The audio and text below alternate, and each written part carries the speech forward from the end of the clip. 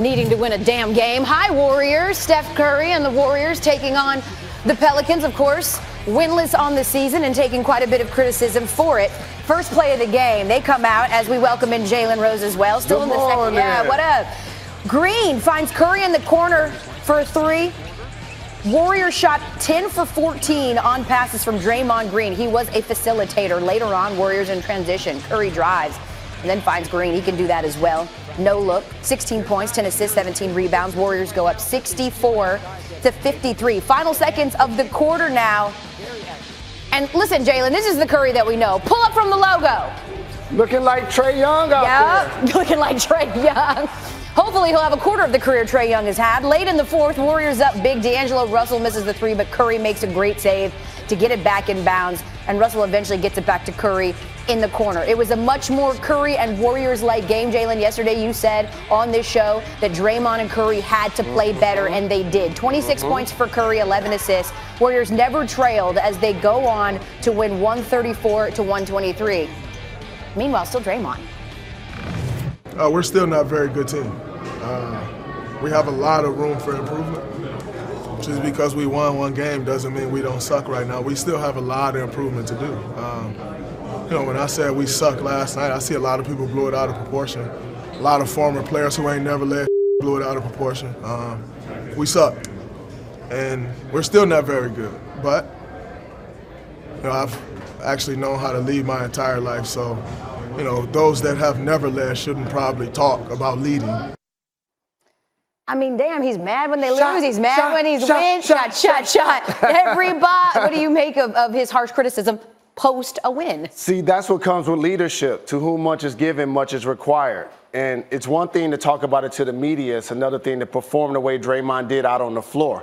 They're undefeated in his career, when he has a triple-double. That's what they needed. Steph Curry had a double-double. He had 11 assists, made players around him better.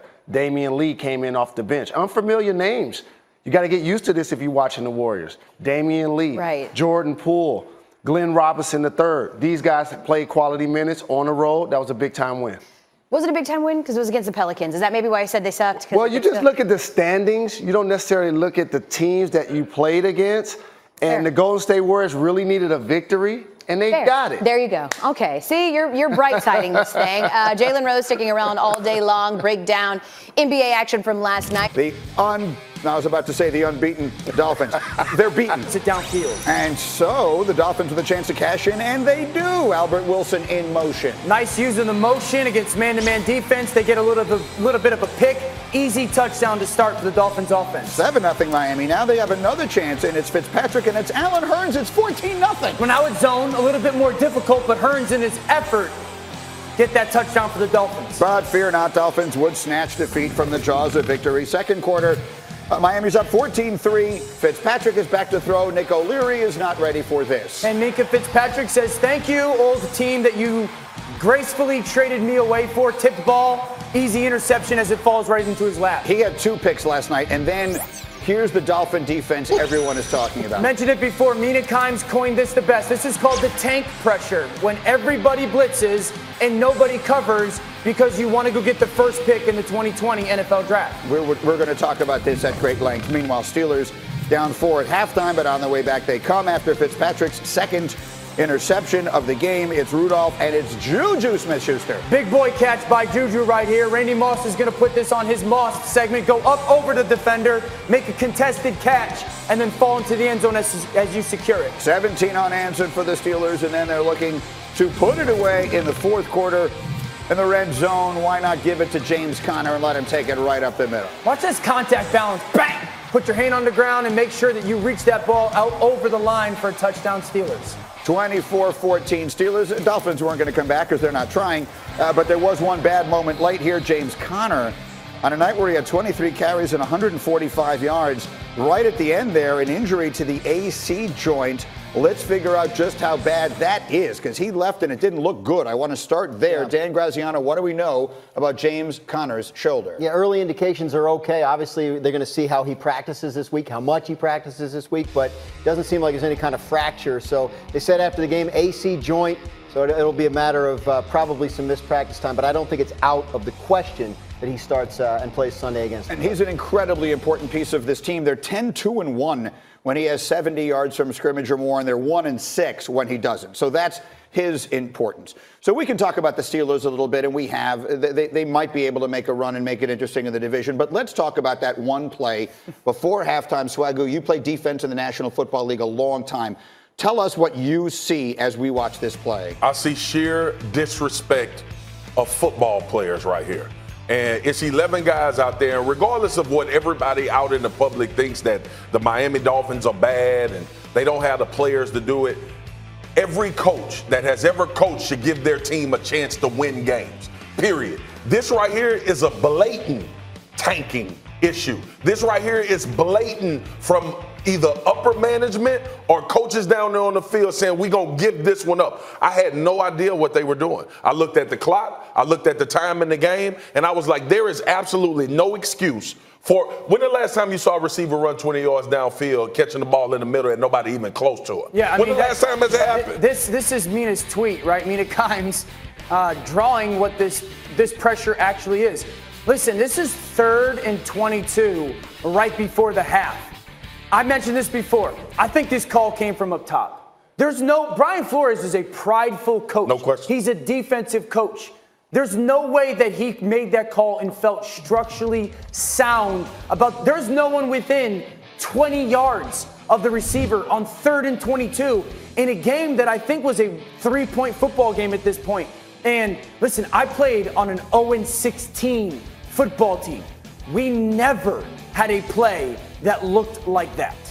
Tanking coming from upstairs is one thing, but bringing it down onto the field like this is something that I don't recall us seeing it's a lot so of. Disrespectful, man. Look, I know everybody's not going to take it, because the Dolphins are bad. Everybody's not going to take this like I take it. But there is, every time a player makes a mistake, people kill them. Especially in big moments, right? And you can say this game wasn't important or whatever. We understand what Miami is doing. Dude, this is livelihoods. These are these dudes. I always say, I always revert back to that. Just like when we talk about anything else. As a player, I am damn well auditioning for 31 other teams while we playing this game. And this is why we hear Miami players asking for a trade out. Hell yeah. Because they're going, I'm not going to let you force me to put bad tape out there for the 31 other teams to see. That's a really bad moment. In a season that will be filled with many of them, to this point, that feels like it was the low point. In other news, it is a huge day around the NFL today. Let's get to that. It is. We're counting down the clock. NFL trade deadline, 4 p.m. Eastern today. And yesterday, our own Adam Schefter reported that the Giants made a rare trade with their rival Jets for defensive lineman Leonard Williams. I guess that's good for him. He certainly doesn't have to move far. Jets will receive a 3rd-round pick in 2020 and a 5th-rounder in 2021. But we anticipate that will just be the tip of the iceberg. So, Dan Graziano, let's go tape to tape with some of the names that have been percolating for a while. And we'll start with the Bengals receiver, A.J. Green. Where are we at? Everybody wants to know if A.J. Green's available. Problem is, it's 2 problems. One, he hasn't played yet this year. And number 2, the Bengals do not seem inclined to move him. For whatever reason they should or shouldn't, the Bengals believe that they're better with him, and they would like to sign him long-term and keep him there. He's only got a couple months left on his contract there, but it sounds like they want to try and keep him around. We already saw the Broncos make a trade last week, Emmanuel Sanders. So what about their cornerback, Chris Harris Jr.? Another guy who's in the final year of his contract, and it might make some sense for the Broncos to move on given where they are and are not in the standings. But they are telling teams that they want a lot for Chris Harris, to the point where teams are starting to move on to look at other options at cornerback that could be available. Guys like Janoris Jenkins from the Giants, Josh Norman in Washington. Speaking of which, here he is, right? This is a guy whose contract that they are kind of sick of, and they would move on from him. So we'll see. As the deadline gets closer, a lot of teams out there need cornerback help. This is a guy who's a veteran, who's done a lot of great things in this league. Could absolutely see a team making a move to bring in a guy like that to shore up their secondary. Those are some specific names, as we also bring in our former GM, Mike Tannenbaum, as well. But I want to start with you. Give me a team you think is going to be most active today. I like the Eagles. I mean, I just think they're usually active. They made a trade yesterday. They still need more help on the defensive side of the ball.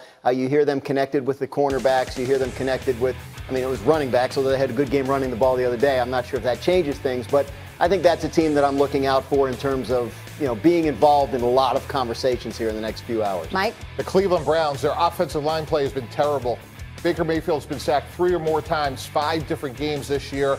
Look for them to be aggressive today, possibly going after Trent Williams. Speaking of which, you have a unique perspective as a former GM as to what John Dorsey is going through right now. Kind of give me a treetops view of what his day looks like. Sure. So if they're looking for an offensive tackle, they're actually taking a first view of the 2020 draft board. So if we need an offensive tackle, and let's say Andrew Thomas, University of Georgia, very talented offensive tackle, the thought process is, hey, are we better off drafting Andrew Thomas next April, or should we give up a first-round pick and go get Trent Williams? Part of that's going to be the salary cap ramifications. Obviously, Thomas would be a lot cheaper for a longer period of time. You don't know if you could get him. So if we have the certainty of getting someone of Trent Williams, hey, that's great. Now, where are we going to save the money? Are we going to take it from a linebacker? Are we going to take it from a safety? So we're getting in a room and strategically trying to say, what's the best move for us? And if we borrow next year's first-round pick, we're going to have to get that cap room from somewhere. So that's how John Dorsey is waking up. We can unequivocally say, Greeny, that Bruce Arians is waking up a little lighter in the pockets after yesterday. Yeah, that certainly is around the corner, and he's frustrated, and he's right. I mean, Bruce Arians, the head coach of the Buccaneers, woke up yesterday mad at the officials after they lost to Tennessee, and that play cost them the game. An early whistle on that play cost them a potential go-ahead touchdown. Arians wants more accountability. Referees aren't held accountable. Coaches get fired, general managers get fired, players get cut. Referees aren't accountable, and it's a shame. It's been that way for 40 years, and now that we got a new agreement, it'll be that way for 40 more years. All right, so he's frustrated, and we get that part of it. And in our first hour, we had a huge argument where we parsed sort of the factual nature of every single word he used. And let's acknowledge, to Dan Graziano's point, the new agreement is not for 40 years, and there is some accountability and all the rest of that. Let's, however, deal with what I think is the bigger problem. And you described it in a note to me yesterday as a burgeoning crisis of confidence on the part of the public in the officiating. Absolutely, and this feeds in. This is why you're starting to see the league publicly fine these guys for criticizing officiating. A couple players got it last week because they understand that, you know, there are bad calls that need to be addressed, and that if there are systemic problems in how the game's officiated, they need to work on that. They are working on it. It's not going to make anybody happy they didn't fix anything yesterday. But the fact of the matter is they're working on it. The problem is, in the meantime, you have the public getting upset, thinking it's worse than ever. You have the stuff that coaches and players are saying feeding into that, and you're going to get to a point where people are going to start thinking, oh, the games are rigged, or the officials are XYZ. And now at this point, you're not going to be able to trust what you're looking at, and that is a big concern on the part of the NFL. And look, we just sat on this set yesterday, not in this collection of people, but I had Jessica Mendoza sitting up here with me yesterday, and CeCe Sabathia arguing that they need to do away with home plate umpires in baseball and replace them with robots. So this is not unique to football. Is there a solution to what we view as a problem, Dan Orlovsky? Yeah, I mean, you have to go in. I've said this numerous times. You got to blow it all up, right? And I would kind of take Dan's point in going, well, people aren't going to be happy that it wasn't fixed yesterday. I sat on the set 3 weeks ago. It hasn't been fixed since 3 weeks ago either. It didn't fix in 3 weeks either. But eventually we have to stop saying it's not getting fixed. And I understand that they're held accountable, but they're held accountable in the same way that they've been held accountable in the past. Right. But their impact is greater than it's been in the past. It is. They are as impactful in many games as the performance of a football team. And we're going to see coaches get fired. There's going to be coaches get fired because every year. But there are going to be coaches who directly get fired this year because they don't make the playoffs. And they might be a game short of the playoffs. And that game might have been decided by an official. That has happened before. I mean, Dennis Erickson got fired because Vinny Testaverde didn't score a touchdown. These things have happened before. Well, Testaverde did get in. I was with the Jets. No, he did not. That's a whole other story. But to Dan's point, all this pressure's on Jay Gruden. He's out. The public is relieved. We see it all the time. Ken Wisenhunt gets fired last night. Those officials are fired, Dan. We just don't know about it, and there's not this big sort of ceremony around it. So I think they are held accountable. We just don't see it publicly. Let me make this point. There's been a lot of reporting on this lately, if you read it. There is a crisis in the lower levels of officiating. People are quitting high school officiating jobs, college officiating jobs because of the abuse. And the more you hear from the people in positions of power like Bruce Arians, the more emboldened people on the sidelines of those games are to disrespect and abuse officials. And you're going to have a problem with people don't want to do it. Qualified people aren't going to want to go into this line of work. So then how is it mystifying to you that we've seen officiating take a hit? If you're telling me right now they don't want to do it, so we've got unqualified people coming up the ranks. We're talking about people that would be coming up in the ranks 10, 20 years from now that are dropping out because they don't want to do that as a word if we can from Marcus. I mean, I just don't. I understand what you guys are saying, but so the refs are detached from scrutiny. Is that what obviously not. What are we doing I'm here? saying accountability publicly. They should be detached from that because everybody else is. Everybody that's involved in this league is highly scrutinized publicly. When a player misses a tackle, he's highly scrutinized. When a coach misses a call or when the Miami Dolphins doesn't put a defense on the field to stop a touchdown, they are publicly scrutinized. We want refs to be in this silo of saying, oh no, they're sacred and we can't publicly talk about their mishaps. They out there on the field just like everybody else. I guarantee you that the officials from the Buccaneers game on Sunday would say, sure, I will subject myself to the same level of scrutiny as you get, Bruce Arians, when I get your salary, as opposed to 1/30th of it. I mean, it's not the same. It's not close to the same job. It's not even remotely the same Players job. that's making, players that's making $5 to $7 million less than Drew Brees are held to the same standard when they playing. Correct. Right. But that's still more than the $200,000 a year that an average official makes. That is, listen, if a ref is impacting the game with the wrong call, he should publicly be scrutinized. Or what if he impacts the game with the right call? But the point is that it's just same thing. Nobody bash him for it. I'm not going to get anywhere with this. You're all right at the end of the day, however, but what we're asking for is something that is perfect, and you're never going to get it perfect. Never. In no sport will we ever get it perfect, and there has never been the amount of eyeballs, attention, and significance on every call that we're seeing that there is now. There isn't any good turn for this thing to take that I can see. Meanwhile, let's go to Cleveland. Need to be paid more. I agree with you. It took till week 8, but Odell Beckham Jr. may finally be upset about his lack of touches on his offense. He had 5 catches on 7 targets for 52 yards Sunday against New England, and then after the game said this. I just felt like we didn't challenge as much as we could have. I think we kind of shied away from it. I was expecting and looking forward to it, but that wasn't the case today. We had a couple plays, but for whatever reason we didn't do as much challenging as the matchups that we all talked about and all that. Other than that, whatever came my way, pretty much I caught. Whatever opportunities I had, I made the most of them. But you can only control what you can control. Okay, so that's what he said on Sunday. Yesterday, those comments were relayed to head coach Freddie Kitchens, who has a lot of things to worry about right now. This was his response. A lot. Odell had 7 balls thrown to him. He caught 5 of them. I'm not responding to that. We need to win a football game.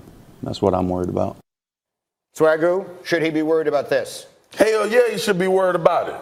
He's a $100 million receiver that you wanted on this team in order to help you win. Last time I checked, all right, really good players, they equate to wins. And the more you get them the ball, the more they help you win. I hear all of this. Odell Beckham is being targeted less than 57 players in the NFL at the wide receiver spot.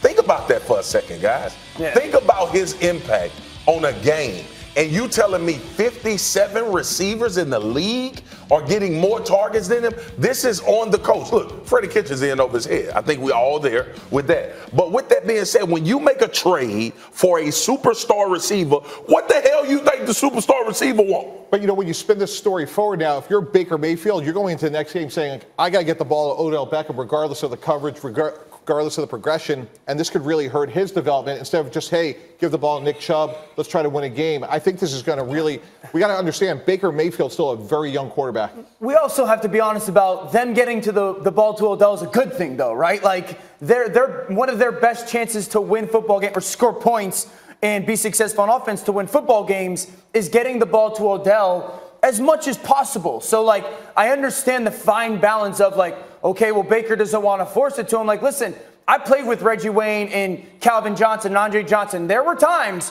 when we went into a game and it was like, listen, we're going to force the ball to this guy until they take it away. So if Odell wants the ball and it's thrown to you, you got to catch it. But just because you have a great player and your quarterback might force him the ball a little bit doesn't mean it's going to end up in a negative result. This is the weird, his development. What? The development is getting the ball to the best player. In any sport. In any sport, you want to get the ball to the best player. Odell Beckham is the best wide receiver. This is why you got Odell, right? You got Odell.